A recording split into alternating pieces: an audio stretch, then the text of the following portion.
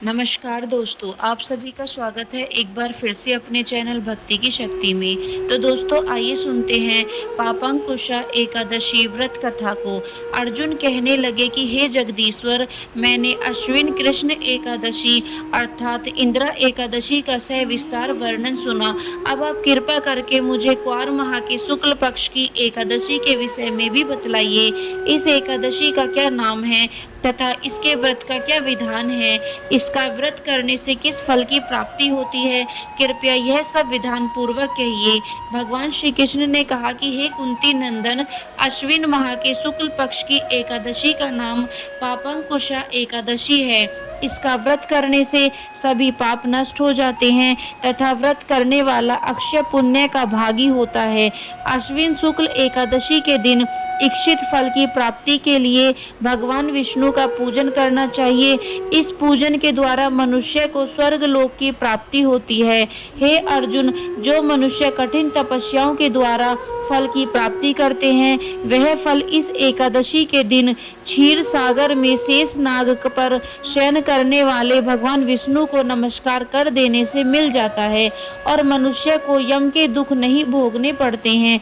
मनुष्यों को पापों से बचने का दृढ़ संकल्प करना चाहिए। भगवान विष्णु का ध्यान स्मरण किसी भी रूप में सुखदायक और पाप नाशक है, परंतु पापांकुशा एकादशी के दिन प्रभु का स्मरण कीर्तन सभी कलेशों और पापों का समन कर देता है। आइए सुनते हैं इसकी व्रत कथा को। प्राचीन समय में विंध्य पर्वत पर क्रोधन नामक एक बहेलिया रहता था। वह बड़ा क्रूर था। उसका सारा जीवन हिंसा, लूटपाट, मदपान और गलत संगति पाप कर्मों में बीता। जब उसका अंतिम समय आया तब यमराज के दूत बहेलिये को लेने आए और यमदूत ने बहेलिये से कहा कि कल तुम्हारे जीवन का अंतिम दिन है, हम तुम्हें कल लेने आएंगे। यह बात सुनकर बहेलिया बहुत भयभीत हो गया और महर्षि अंगिरा के आश्रम में पहुंचा और महर्षि अंगिरा के चरणों पर गिरकर प्रार्थना करने लगा।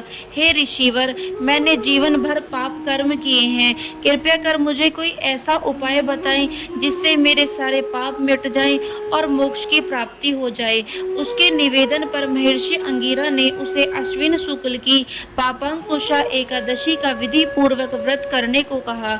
महर्षि अंगिरा के कहे अनुसार उस बहेलिये ने यह व्रत किया और किए गए सारे पापों से छुटकारा पा लिया और इस व्रत पूजन के बल से भगवान की कृपा से वह विष्णु लोक को गया। जब यमराज के दूत ने इस चमत्कार को देखा तो वह बहेलियों को बिना ले ही यमलोक वापस लौट गए। तो दोस्तों यह थी पापांकुशा व्रत की कथा। यदि वीडियो आपको पसंद आई हो तो चैनल को सब्सक्राइब करना बिल्कुल ना भूलें और वीडियो को लाइक एंड शेयर जरूर करें।